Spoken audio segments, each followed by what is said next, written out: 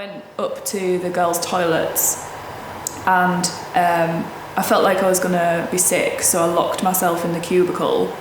But before I could even bend down or anything, I just collapsed onto the wall of the cubicle, and I was basically stuck in the cubicle in the door. And I don't know how long I was there for, but a girl saw my arm out of the door, and I don't know how I can't really remember how it happened, but they managed to... Okay, I'm Maddy, and I go to Cockermouth School and I study biology. Oh, hello. I'm Robert, again, Cockermouth School, study maths, and a lot of maths and also chemistry. So I'm Gabriel, and... I'm Ben. And we go to Cockermouth School. I take physics, geography and art.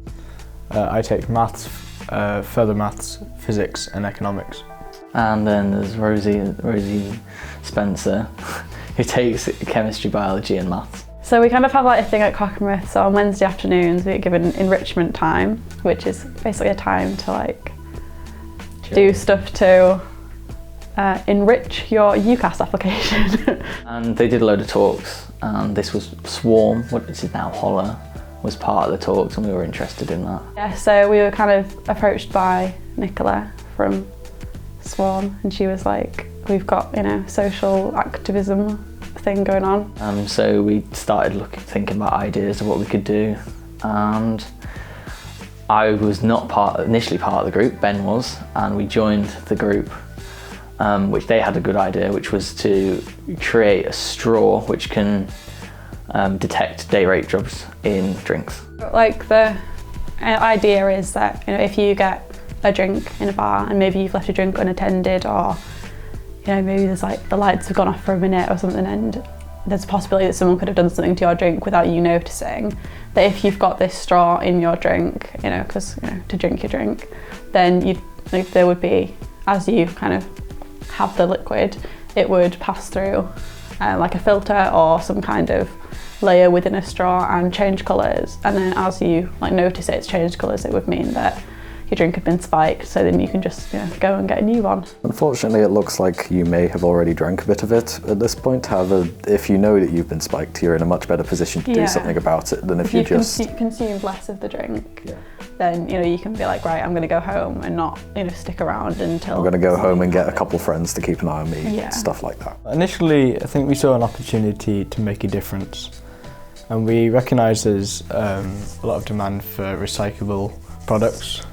We also saw this as a big social problem that we didn't feel there was a fix that was suitable, so that was why we came up with the idea. After initially conceiving and working on the idea for the straw during enrichment time at Cockermouth School, the students visited Rory SImmons, a lecturer in forensic science at the University of Cumbria. Labs can be a very claustrophobic environment, especially with the lab. So my background originally is in things like fingerprint technology, so the enhancement and detection of latent finger marks on a variety of surfaces, using chemical and physical enhancement techniques. So the young people today we've got in the labs, they're going to be doing some presumptive drug testing using some commercially available kits, with the eventual aim, hopefully, of being able to develop some date rape drug testing straws to kind of improve safety that way.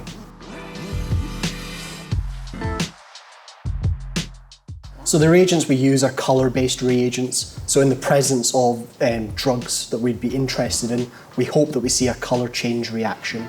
So they move from a clearless or an almost clearless solution to a very strong colour change that would give the indication that drugs could be present.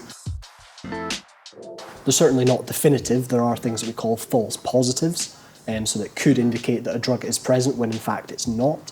But certainly that strong visual characterization caused by the reagents in the presence of those drugs is what the young people are going to be looking at.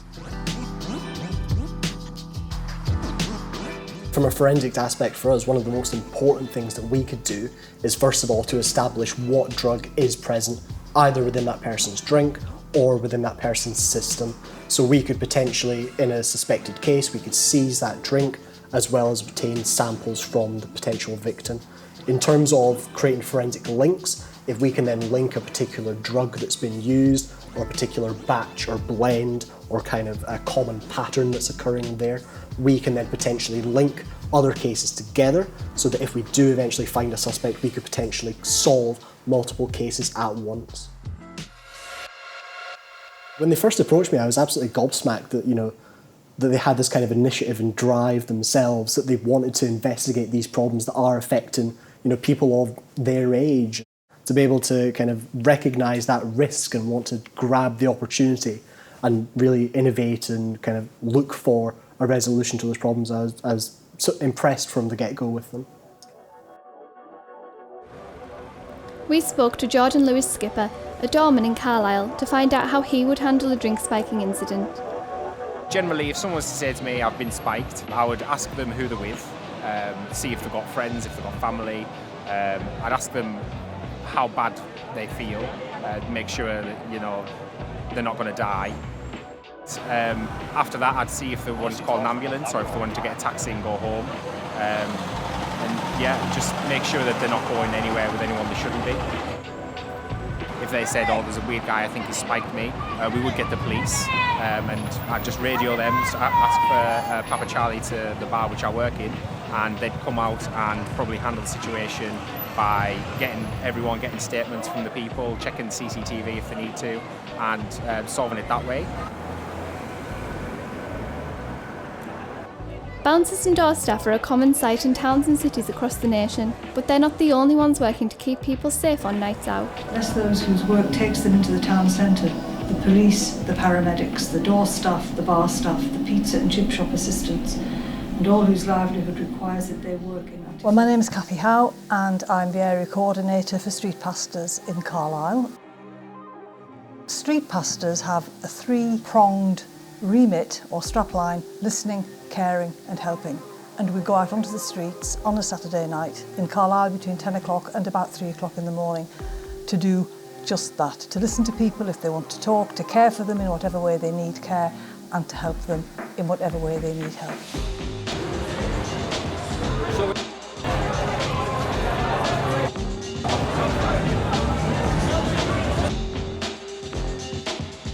The police include us in any initiatives which they're running that they think we might be useful to be in. The door staff on the bars are also very much on side. No two nights are the same, but we'll have about 15 minutes of just briefing and prayer before we go out.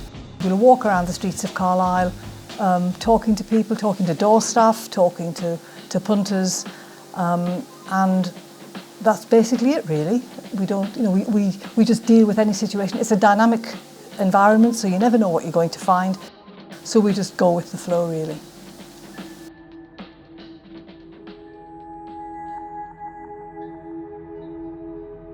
Do you have any experience of dealing with people that have been spiked? Sometimes just the way that they're behaving is not compatible with just what drink would do. You might get staring eyes and that kind of thing, and a very odd kind of behaviour which you can tell isn't just attributable to drink. So we have had it. Not very often, but we've had it, yeah. Depends what their circumstances were. We would, help them if they needed any help, but then we would probably go to the police and tell them, because they're responsible for dealing with things like that, and then they would go to the bar, if they could remember which bar it was, and deal with it.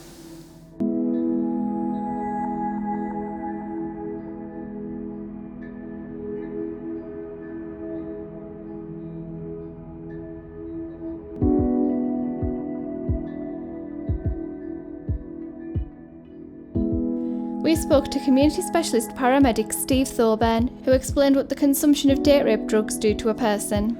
So it really does depend on the type of drug. So if you're thinking like ketamine itself is it's a dissociative anaesthetic, so it's actually used medically for pain relief and in larger doses to put people to sleep for medical procedures. But it certainly is used recreationally, on the street and by recreational users. In the smaller doses, it kind of creates euphoria, a feeling like lightness or kind of really chilled out dreamlike state. But yeah, depending on the amount that they've had or how used to it, it can make them feel very confused, very muddled, kind of disorientated, lack of coordination, and it can create quite a scary sensation of what we call detachment, where actually the mind and the body become almost like a feeling like it's separated in a way, which is why some people use it recreationally. But if you've been spiked with that, it's very scary, very disorientating, and it then kind of makes you at risk of kind of drink spiking, your kind of perceived awareness of danger and leaving your drink unattended. These things are more likely to occur, and it can make you completely unresponsive as well. So these are some of the risks with ketamine. Was the other one you mentioned, Rohypnol? So that's Rohypnol. It's what we call benzodiazepine drug. So like similar to diazepam or Valium is its street term. It's a very, very, very potent version of that. And again, it can make you feel very kind of muddled, confused, drowsy. You lose control of kind of muscle coordination and being able to kind of be aware of what's going on in larger doses, and even become completely unresponsive. And one of the key things around that is it actually creates amnesia, so you cannot recall what's happened as well, and that's why it's commonly associated with sexual assault as well. People are not able to remember what's actually happened. And the key thing is those two types of drugs, they are very much made worse and potentiated by alcohol as well, so their effects, which slows down the brain and the nervous system. Alcohol actually increases that impact. Earlier, Jordan explained the ideal way a doorman would respond to a drink spiking incident.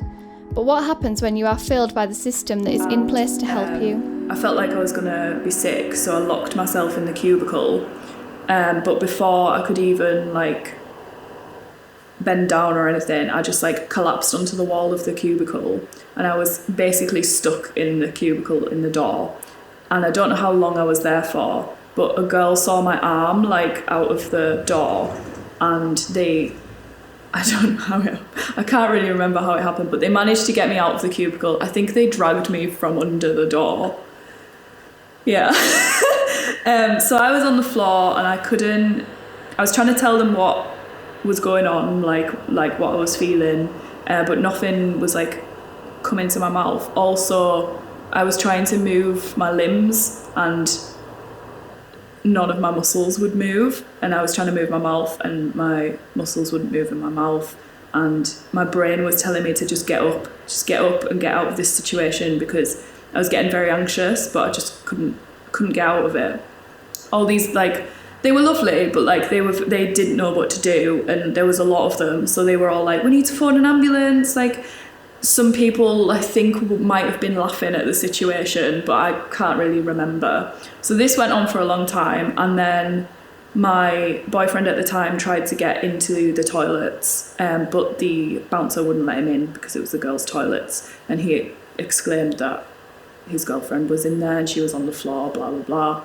And then there was a lot more time passed, or it might not have, but it might have happened in minutes, but to me it felt like hours. And then the bouncers came in, literally whooshed me up on their there was two bouncers, and I was this between their shoulders, and they marched me down the stairs, and as they were walking me out, I was trying to tell them that I'd been spiked, because I knew something had happened, and that's where my brain had gone, something was wrong, I'd been spiked. I was trying to tell them, and I can't remember, I was maybe slurring my words, but one of the bouncers was no, you're just drunk, lass, you just need to go home. And I was really scared at this point, because they'd taken me away from everyone who was in the toilet, all my friends who kind of knew what was going on by now. And they just put me on the bus stop outside of Cumbria and then went back into the club. And when my boyfriend at the time found me, I was on the floor. I'd slumped from the bus stop. The students are still at the start of this journey, and while they are aware of the challenges that may face them, they remain focused on their end goal. It's a really difficult thing to detect, because you're in an environment where there's lots of strangers. It's hard to tell because of the lights, it's dark, and it's a serious problem, but there's not much you can do about it. Obviously the main aim is to not have people date raping people, but if you can find a method to detect when something like that's happening, that was kind of the thinking behind it. Well, ideally the business side would fail, and that nobody would have to buy one because no one would ever dream of doing such a thing, or the product was so good that it would deter people from ever doing such a thing. So that's our end goal.